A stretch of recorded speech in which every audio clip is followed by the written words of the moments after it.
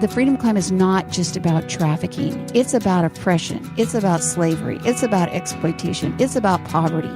If you just start asking the questions, looking around, just to get involved in some way.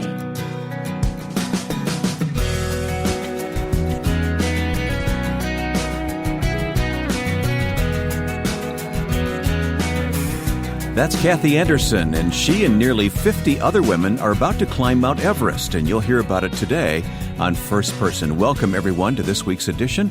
I'm Wayne Shepherd. You'll meet today's adventurous guest in a moment. But just before the conversation, please take note of our website where you can learn more of the details of the story you are about to hear. It's firstpersoninterview.com. We have placed links there for you to follow to learn more about the Freedom Climb organized by Operation Mobilization. Again, firstpersoninterview.com. And by the way, today's interview will also be archived there if you have to step away and want to hear the whole story. Well, back in January of 2012, a group of women were determined to climb Mount Kilimanjaro, and they did, for a very worthy cause. Now they have set their sights on an even more strenuous climb up Mount Everest, again to benefit victims of sexual exploitation and trafficking. Cathey Anderson is one of those climbers for Operation Mobilization, and recently when we sat down to talk near her Southern California home, I began by asking her about last year's climb of Mount Kilimanjaro. Well, we had 48 women from all around the world. I think we counted, we were from 10 different countries, and we met there and just started this incredible journey. I think when we started out, the hike itself was not difficult. It was a very gradual ascent. But once we got up to about 18,000 feet, most of us started feeling the effects of a lack of altitude, and that's when we started breaking down. But there were just so many things that happened on that mountain with women. When we left and we started that hike, I think one of the most significant things was that the ladies felt as though that they were attempting this climb for the women that were oppressed and exploited in the world. But what they discovered is once they got to the top of the mountain is the things that they were in bondage to.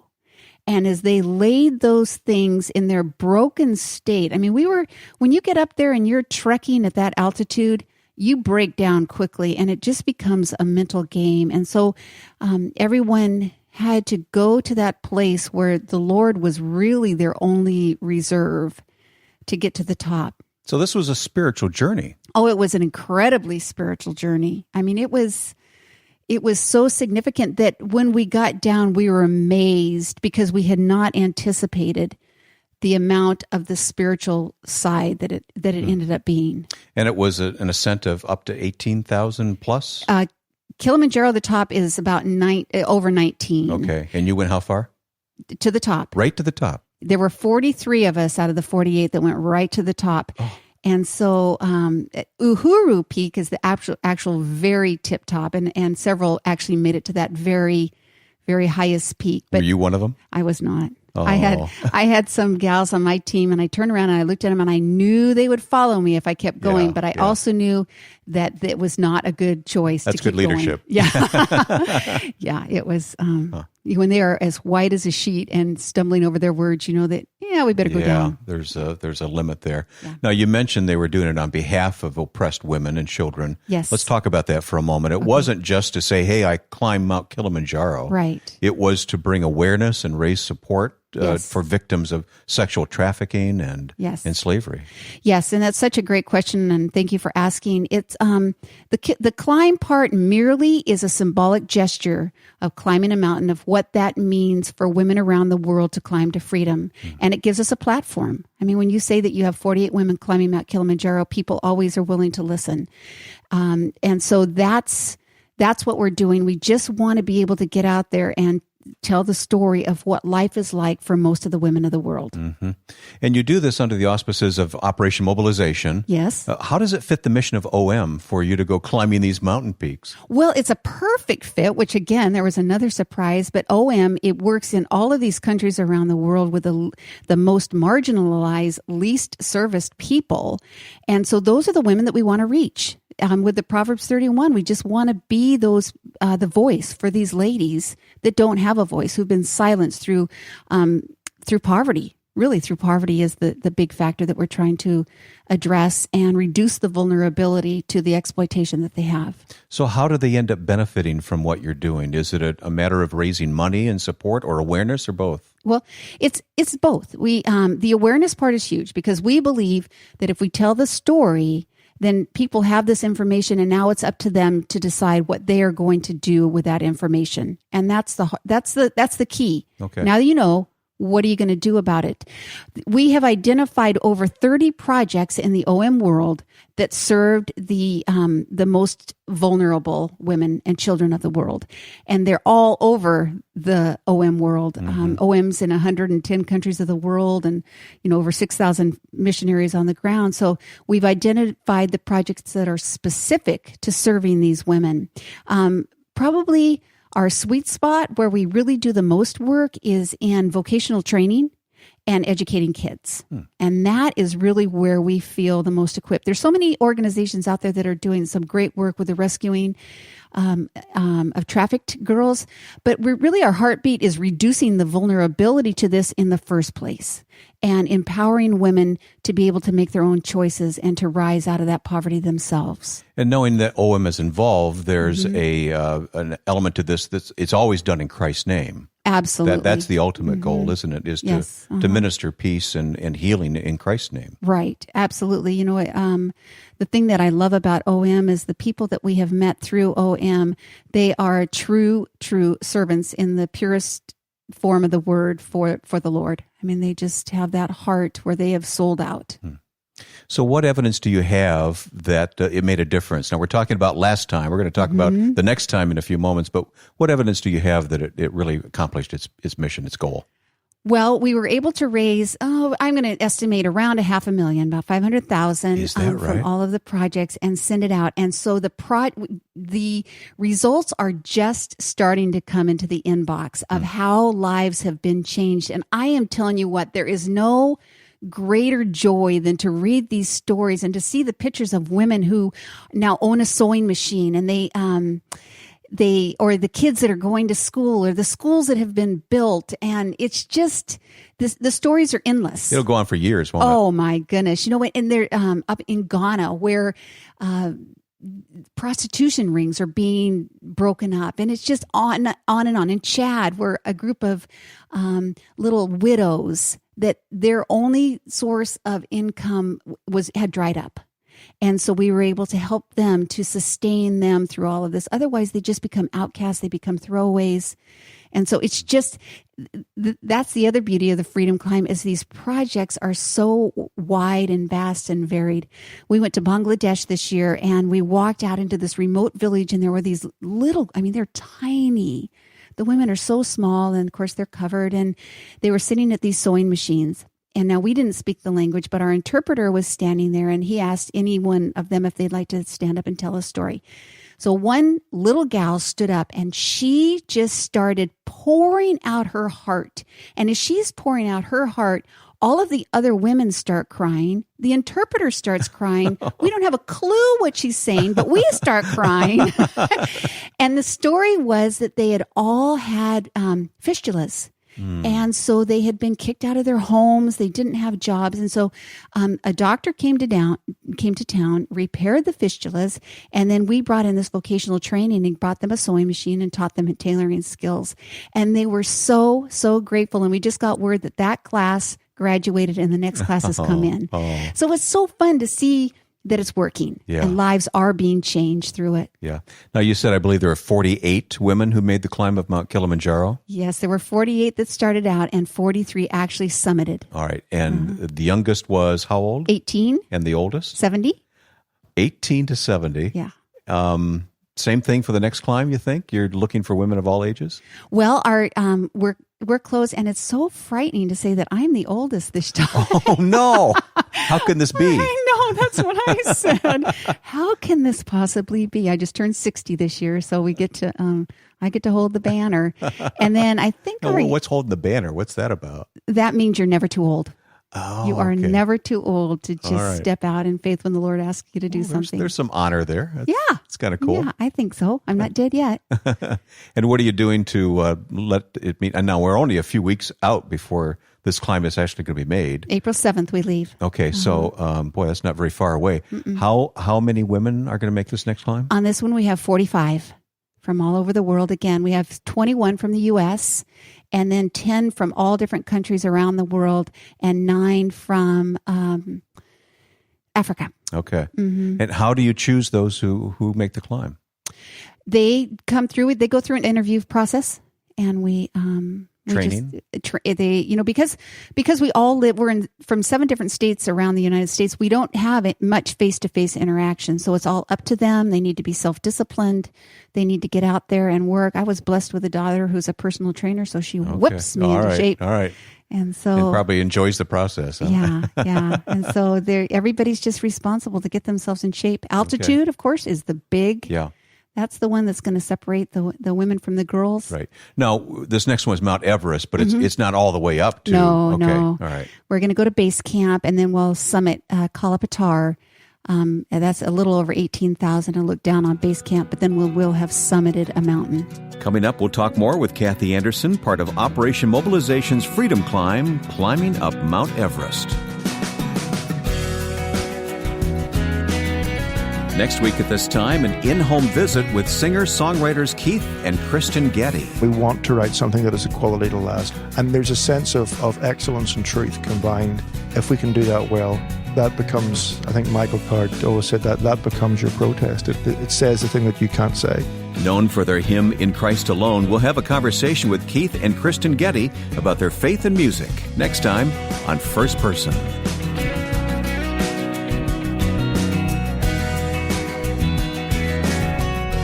My guest on First Person today is Cathey Anderson. If you'll remember, Cathey was with me, I want to say at least a year ago, to talk about the Freedom Climb. Cathey's the founder of the Freedom Climb, and you instigated this and found some 48 women to go with you to climb Mount Kilimanjaro last year. And we talked to you before that climb, and I was always sad that we never got to talk to you after the climb to see what the results were. So we're coming back to that today in anticipation of your next climb, which is of Base Camp Mount Everest, which happens again April 7th, I think you said. Yes, so it's not very far away. All right. Tell me more stories of the actual experience, the camaraderie with the women, the spiritual aspect of that journey. We've touched on some of that. I'd like to hear some more of that. I think the fun thing is when you throw a group of women together, there were 12 of us. We had 4 groups of 12, and the camaraderie that develops cannot be broken. And I guess I would liken it perhaps in a military term where you have a troop of men and they understand what it means to cover each other's backs, to encourage one another, to support one another. And that's what it became. And we just became very close. We created our own little Facebook group, a little private group, and share our joys and our struggles. And it's just, those women just became so close. And as we were hiking the mountain, you would just make sure that everyone was taken care of. If somebody was sick, you didn't go without them. It was just very significant. How long did the climb take? It was 4.5 days up and 2.5 down. Okay, this is no afternoon jaunt then. This was major. They make you go slowly. They call it pole pole, and you just go slowly. Is that how you translate that? Slowly? That's it. So you had some guides to go with you? Yes, we had quite a few guides. The trek is hard because of the altitude, but you do have porters that's their livelihood. That's what they do, and they carry the majority of your gear, and they set up your tent for you, and they make sure you have a nice meal. So in that regard, it's very pleasant. Did they ever encounter a group like you before? From what they said, we were the largest group of women in one group to ever attempt to summit the mountain. Making history. Yeah. I want to go back to that fellowship, that camaraderie, because I'm sure you formed lifelong friendships. Absolutely. As a result. It's kind of like a wilderness experience, maybe? Yeah. Where you're forced to rely on each other? Yes. Our group was the Green Group, and we called ourselves the Green Turtles. And it was funny because actually we were one of the oldest groups age-wise. Most of us were older, but we were just slow and steady. We just stayed in a very tight line and just watched the person in front of us and just one step after one step. And we generally were the last ones to start and the first ones to finish, which was, it was interesting. Slow and steady wins the race. That's right. Yeah. It was interesting. Did you know then, personally, you, Cathey, did you know that, hey, I'm going to do this again? No. It was one of those, well, let's see what happens and let's see how this all falls out. And it was just, we've been amazed. And I love that when the Lord shows up and you just stand there and you are amazed. And that's what's happened through this. Yeah. So at what point did you decide that, okay, I'm ready. We'll try this again?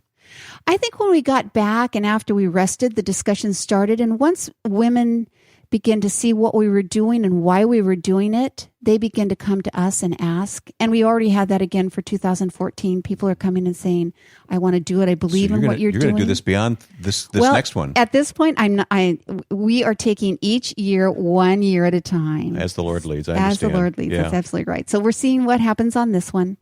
As long as there's an interest and as long as we have breath, we'll keep going. So the women who are going to make this next climb of Mount Everest, tell me a little bit more about them. I'm sure you haven't even met all of them, have you? Oh, no. I have no. Tell me something about them. How do they find out about what you're doing? How many repeat climbers do you have? Well, in the OM world, it's a tight community and they have a good communication stream. So OM USA has, this one was kind of word of mouth. We had a lot of ladies tell a lot of ladies, and they find out through different avenues. A show such as this would make people aware.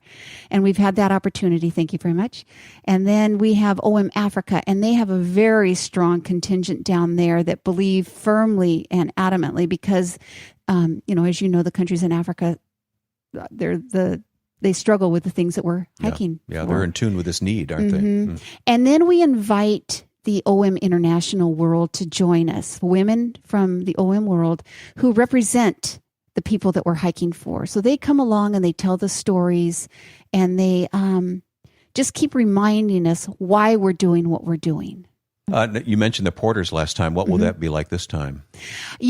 I think from what I'm hearing, it's going to be very much the same. We have a limit on how much we carry on our backs and how much they will carry for us. It's very, very regulated on how much we can give them. If we have more weight, we have to pay extra for another porter. Okay. So they're very protective of their people. And how many nights will this one be? Up on the mountain, I think it's 14 nights on the mountain. 14? So this is 3 times as long as the last one and more. Yeah. All right, let me come back then to the ultimate purpose of this, and it is to raise awareness and support for women and children who are oppressed and victimized by sex trafficking and all the rest of it. Talk more about why this is something that you just feel so strongly about. It's one of those issues where here in the United States, we know that human trafficking is alive and well in the United States. In the U.S.? Oh, absolutely. This is a very interesting thing that I found out. Anytime you have a large sporting event, they estimated that perhaps 10,000 girls were brought in to service the pleasure of the men around the Super Bowl. No. Now, these are statistics that we're hearing, on the internet and from other sources. Yeah, we think of this as a third world problem. I know. No. This is not just a third world problem. Oh, no. And that's what I think, that's probably part of it, is I had no idea. I was an agriculture teacher by profession. And when I retired, I was working on farming in Africa. And so when this came to view, when the Lord spoke this vision, I didn't understand it. And then when I started reading about the reality of what's really going on, it was shocking. It was mind-blowing. It was one of those moments where you thought, okay, how did I miss this? And then when you start entering that world of research, you become aware of what's actually going on. It's amazing. The book Half the Sky, I think everyone would say it's a must read for everyone. Yeah. Because it's such a strong, persuasive argument and description of what's really going on in the world. And those are the women we don't want to be known as just. The Freedom Climb is not just about trafficking. It's about oppression. It's about slavery. It's about exploitation. It's about poverty. It's about that whole thing, about the prevention. Get to the core of it in the first spot. That's really where we're trying to head. All right. what can we do to help? And how do we get involved? Most of us aren't going to be making this climb with you. You won't let me climb, for instance. I don't think I could do it, but what can I do to help? What I would really recommend is if people go to our website, thefreedomclimb.net, and it's .net. All right, we'll put that on our website too. Yeah. And just kind of educate and find out what we're doing. And while we're there, pray for us. That's one of those things we cannot even begin to discount the power of prayer. In fact, we will have an entire team of 18 women, 10 for half of the trip and 8 for the second half of the trip, at the bottom of the mountain praying for us. Okay. And the last time when we were there, we had a prayer team at the bottom praying for us as well. And they're not just praying only for our safety, but that's important to many of us, but they're praying for all of this situation around the world. Obviously, if people want to give financially, that's another big thing, to be able to equip the people who are out there in the projects and let them do the work that they're doing. These people are working. One gal we met with, and we said, so what's your budget for the month? And she said, she was in Austria, and she said $30 a month. And you're thinking, oh my gosh. And we said, well, so how much what could you do with 3,000? And her eyes just got huge. And it just opens up a world of possibilities and that many more women that they can reach and serve. There's another situation, and this one really breaks my heart, where in one of the countries, and I'm trying to stay a little bit discreet about the countries just for security purposes, but they have orphanages, and in these orphanages, the girls really aren't equipped with life skills. So one of the projects, they have what they call a safe passage. And when the girls graduate from the orphanage at the age of 18, normally they just open the door and say goodbye, but they're not equipped to be able to live life. I mean, some don't even know how to tell time. They would not be able to go shopping. They don't know directions. They don't know how to get on a bus. So this project, in their own little apartments, they take these girls out and they just spend a couple of months teaching them life skills, and they walk around the city and they show them how to apply for a job. What if they could handle more than 2 girls? What if they could handle a dozen? But to do that, they have to have a home large enough to handle these girls, to be able to provide a home for them. So it's things like this. So that's what you're able to accomplish with the Freedom Climb. And we can sponsor the climb. We can sponsor individual climbers. Yes. All that information is on the website. Yes, it is. is. And we will put that at firstpersoninterview.com as well, which will make it easy for people to find the link and information there. It's only a few weeks away, but I'm sure you can sign up to become a sponsor right up to the very climb, absolutely. And after. And after. You're excited about this trip, aren't you? I am so excited because it's just so, it's not about us and it's not about what we're doing. It's just the fact that we're getting on our feet and we're doing something. We heard the story and we're getting up and doing something. And that's what the message that we would want to tell people is just do something. There's no limit to what you can do. If you just start asking the questions, looking around, just to get involved in some way. I find what these women are doing to be remarkable, made even more compelling by the cause that motivates them to come to the aid of women and children who are the victims of sexual exploitation and trafficking. And there is a way you can help. You can decide you want to pledge support for one or more of the climbers and help them reach their goal, offering help and hope in the name of Christ. Just go to firstpersoninterview.com, click on the Freedom Climb. There you can easily find out how to support what these women will accomplish in just a few short days. Again, go to firstpersoninterview.com to lend your support. Of course, while you're at the website, you can also explore the audio archive of interviews you may have missed. Just click on the Listen button at firstpersoninterview.com. Next week at this time, an in-home visit with modern-day hymn writers Keith and Kristen Getty. I hope you'll join us. Now, with thanks to my producer and friend Joe Carlson, I'm Wayne Shepherd, inviting you to join us next time for First Person.